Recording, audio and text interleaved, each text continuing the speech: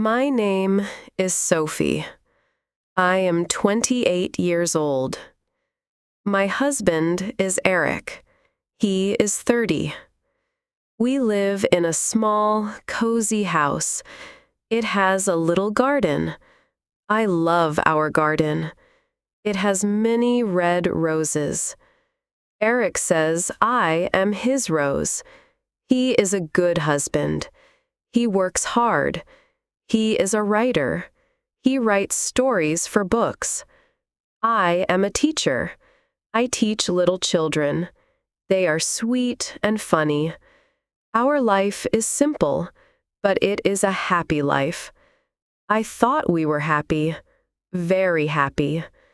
We have been married for 5 years, 5 wonderful years. I remember our wedding day. It was a sunny day.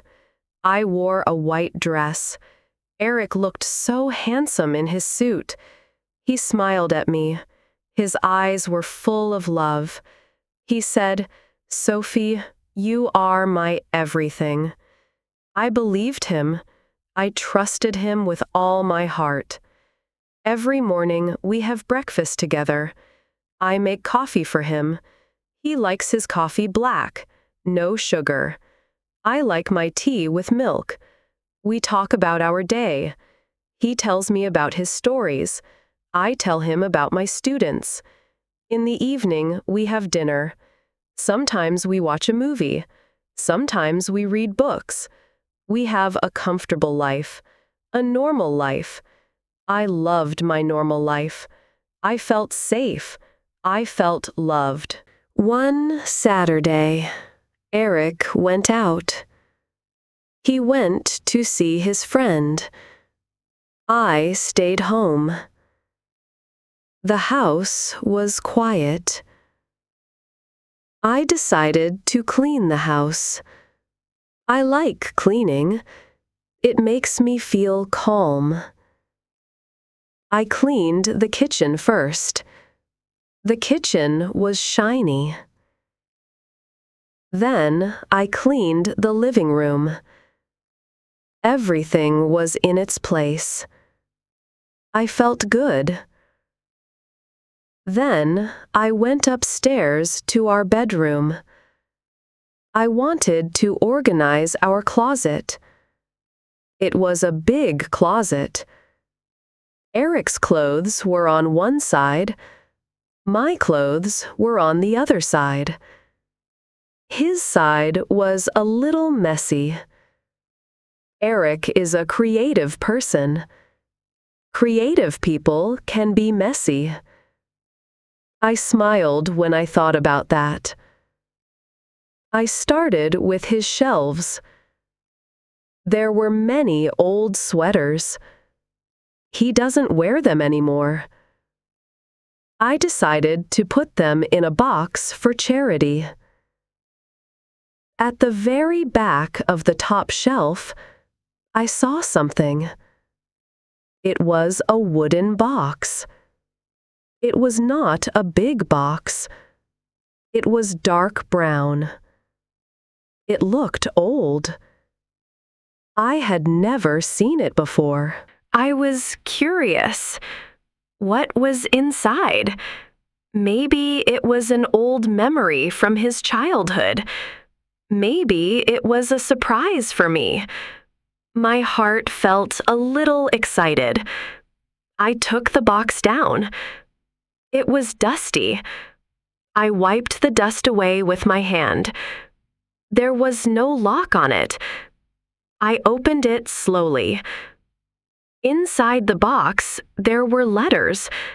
Many letters.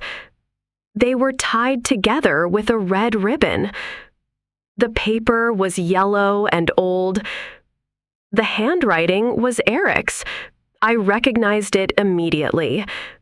His handwriting is very unique. It is beautiful, like art. I smiled. I thought they were letters he wrote to me before we were married. He used to write me letters. I loved his letters. They were full of sweet words. I decided to read one. I wanted to remember those happy feelings. I untied the red ribbon. I picked up the first letter. I started to read. My dearest Elara. My smile disappeared. Elara? My name is Sophie. Who is Elara? Maybe it was a character in one of his stories.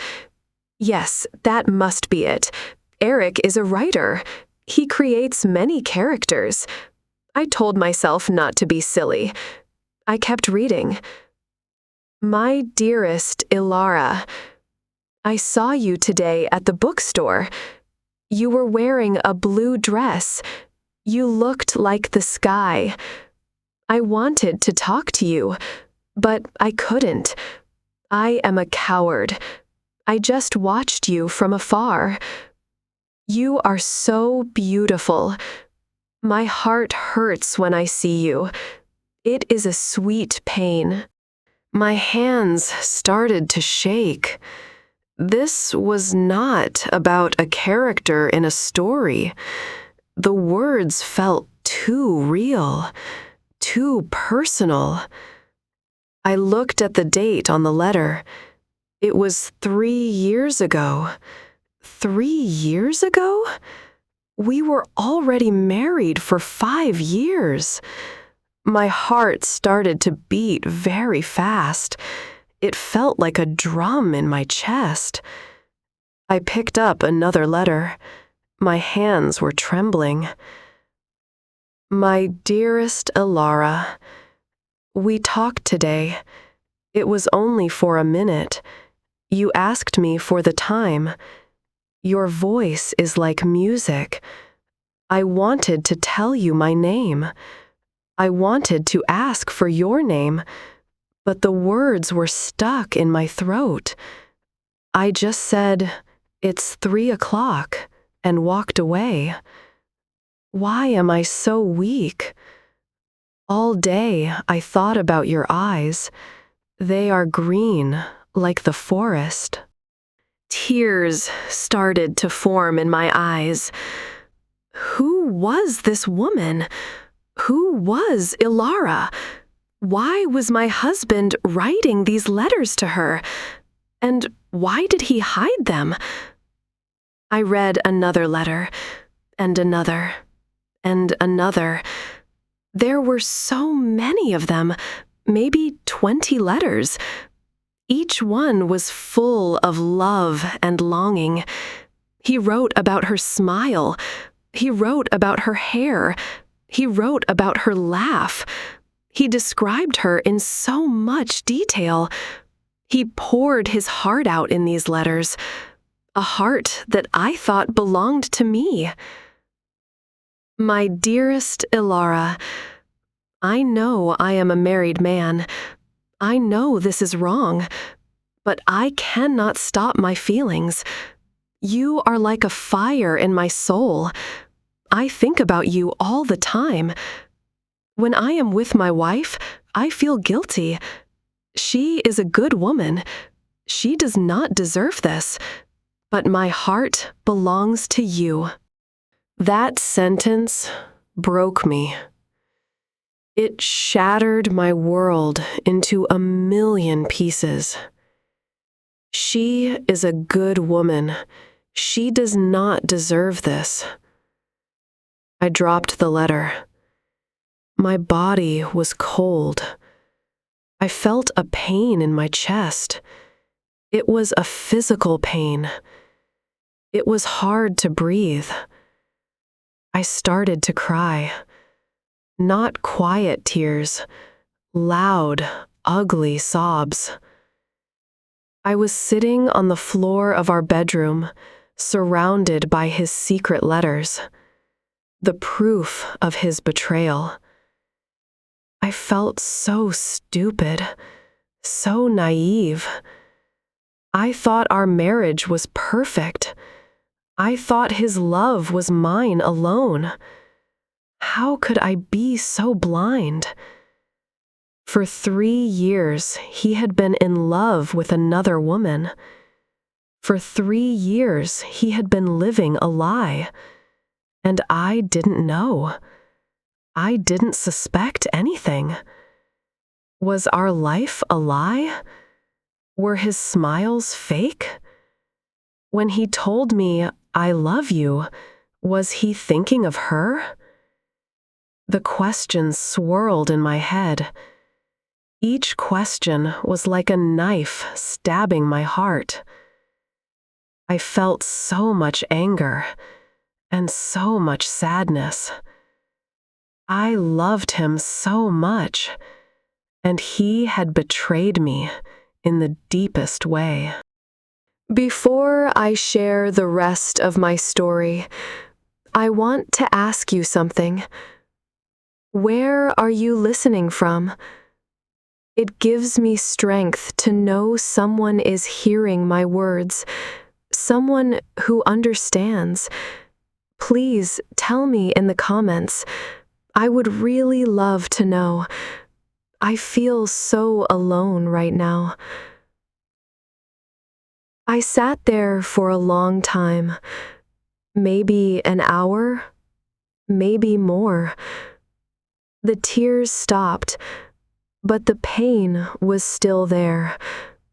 It was a heavy weight in my chest. I looked at the letters again. I had to know more. I had to understand. I read every single letter. He wrote about how he met her at a writer's workshop. Her name was Elara. She was also a writer. He admired her talent. He admired her spirit. They became friends. But for him, it was more than friendship.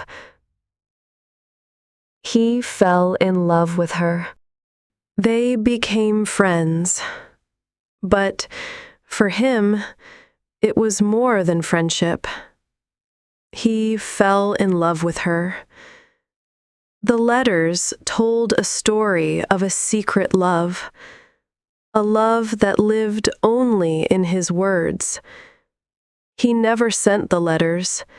They were his secret diary, his way of expressing his forbidden feelings. He wrote about their conversations. He wrote about seeing her at cafes. He wrote about his dreams of being with her. He never wrote about touching her. He never wrote about kissing her. It seemed like his love was emotional, not physical. But did that make it better? I didn't know. The betrayal was still there. His heart had left me. He had given his heart to another woman. I heard the front door open. "Sophie, I'm home." It was Eric's voice. My blood ran cold. I couldn't face him. Not now. I quickly put the letters back in the box. I pushed the box back to the far corner of the shelf. I wiped my tears. I stood up. My legs felt weak. I wiped my tears. I stood up. My legs felt weak. I walked down the stairs. He was in the living room. He was smiling. "Hi, honey. How was your day?" he asked. He came to me to kiss me. I turned my head. The kiss landed on my cheek. He looked at me, confused. "Is everything okay, Sophie?" I couldn't look at him. "I'm just tired," I lied. The lie tasted bitter in my mouth. I used to tell him everything. Now a huge secret stood between us. "Okay," he said slowly. "You should rest. I can make dinner tonight." I nodded and went back to our bedroom. I closed the door. I sat on our bed. The bed where we slept together every night. The bed where he held me and told me he loved me. It all felt like a lie now. The bed where he held me and told me he loved me. It all felt like a lie now. I couldn't sleep that night. I lay in bed, pretending to be asleep. Eric was next to me. His breathing was calm and steady. He was sleeping peacefully. How could he sleep so peacefully? Did he not feel any guilt? The next day was Sunday. The silence between us was heavy. He knew something was wrong, but he didn't ask. Maybe he was afraid of the answer.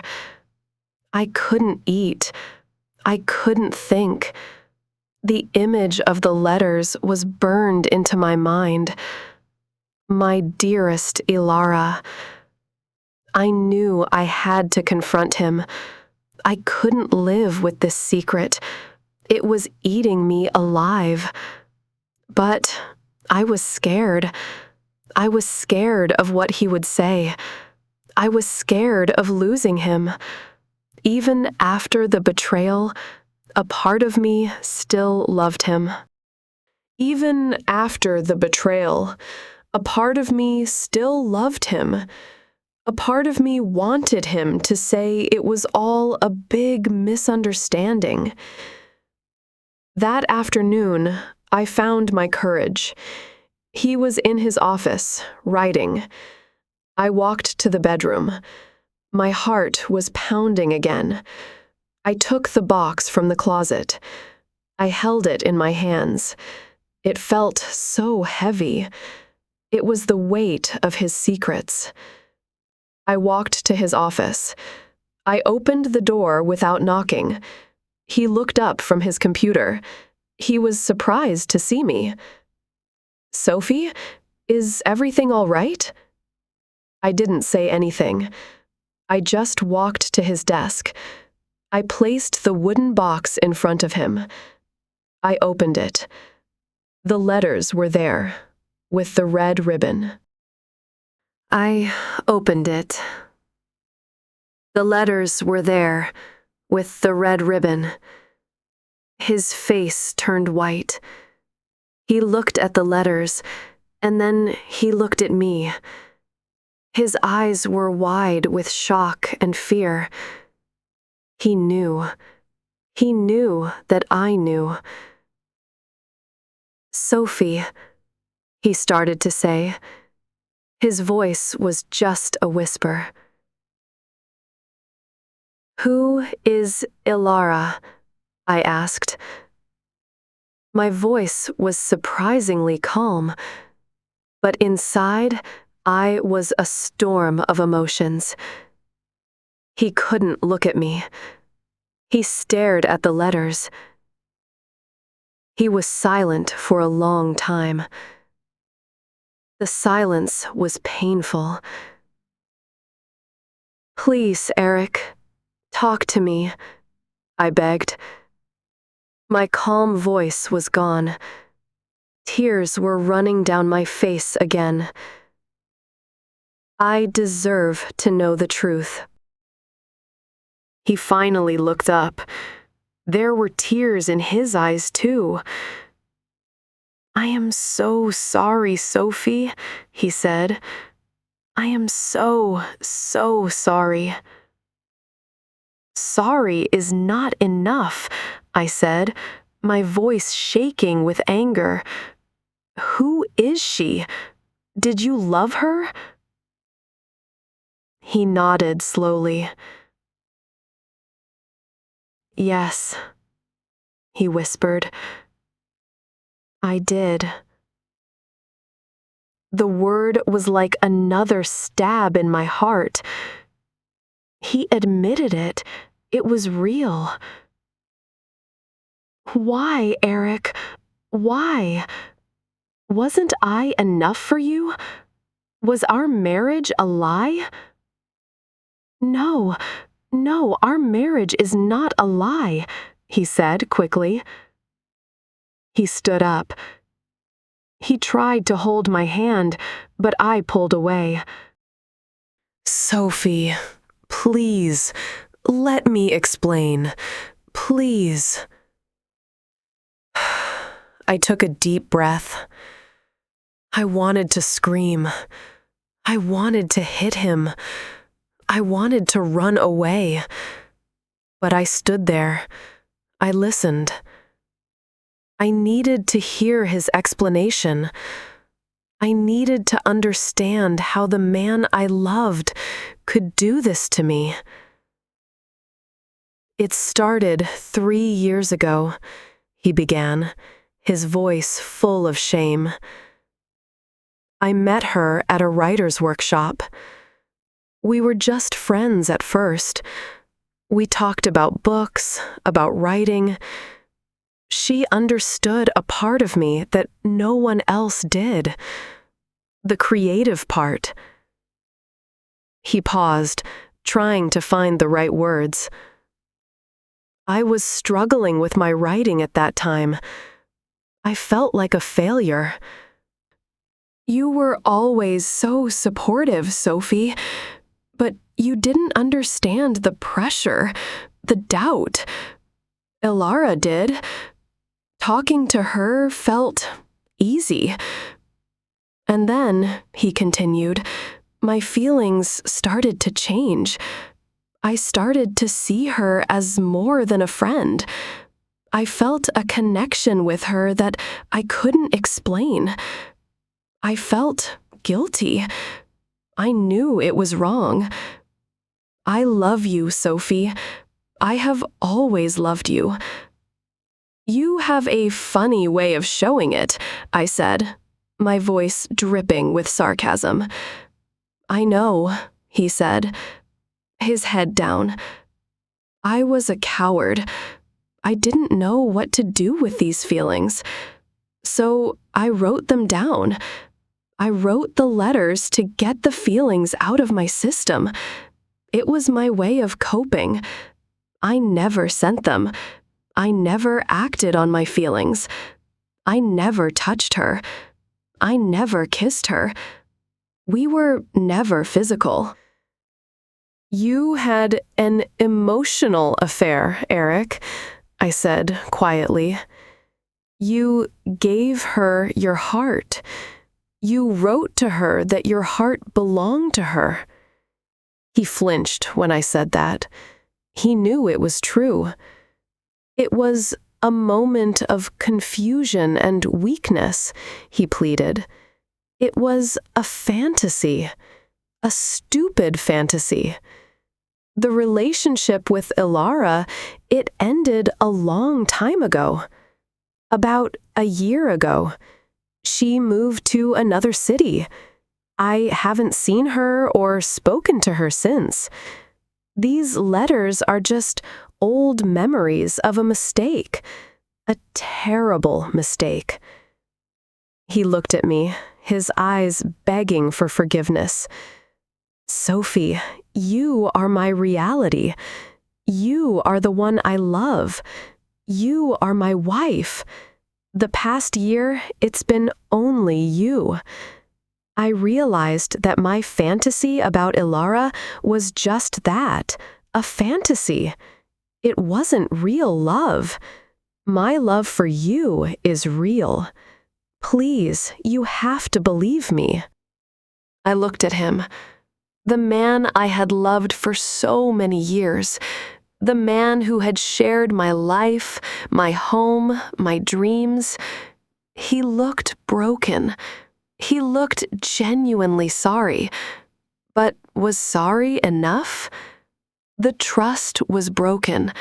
The image of our perfect marriage was shattered. Could we ever go back to the way we were? Could I ever look at him without thinking of Elara? Could I ever trust him completely again? This is my dilemma. My heart is in a million pieces. A part of me wants to forgive him. A part of me loves him still. He made a mistake, a big mistake. But maybe everyone deserves a second chance. The other part of me is screaming to leave, to run away from this pain, to start a new life, a life where I am not someone's second choice. What would you do if you were me? Can a marriage survive after a betrayal like this? Can trust be rebuilt? I truly don't know the answer. I told Eric I needed time. I needed space to think. I packed a small bag. I went to stay with my sister. She held me while I cried. She didn't give me any advice. She just listened. That's what I needed, a listening ear. It has been a week now. Eric calls me every day. He texts me every hour. He tells me he loves me. He tells me he will do anything to win my trust back. He says he is going to therapy to understand why he did what he did. He sounds sincere. But the pain is still fresh. The letters are still burned in my memory. My dearest Elara, I am at a crossroads in my life. One path leads back to Eric. It's a path of forgiveness, of hard work, of rebuilding. It might lead to happiness again, or it might lead to more pain. The other path leads away from him. It's a path of independence, of starting over. It's a scary path. I would be alone. I don't have the answer yet. My story doesn't have an ending. Not yet. I am still living in the middle of it. I am taking it one day at a time. I am trying to listen to my heart, but my heart is confused. It is both broken and full of love. The only thing I know for sure is that this experience has changed me. I am no longer the naive woman who believed in fairy tales. I am stronger now. I have seen the dark side of love, and I have survived. Whatever I decide, I know I will be okay. Maybe not today, maybe not tomorrow, but one day. Thank you for listening to a piece of my soul. This journey isn't paved with roses. It has its broken pieces. But I've learned that our scars are proof of our strength and resilience. If you also believe in the power of truth, please share this story. Maybe someone out there needs to hear this too. More stories about how we get back up after falling are on the way.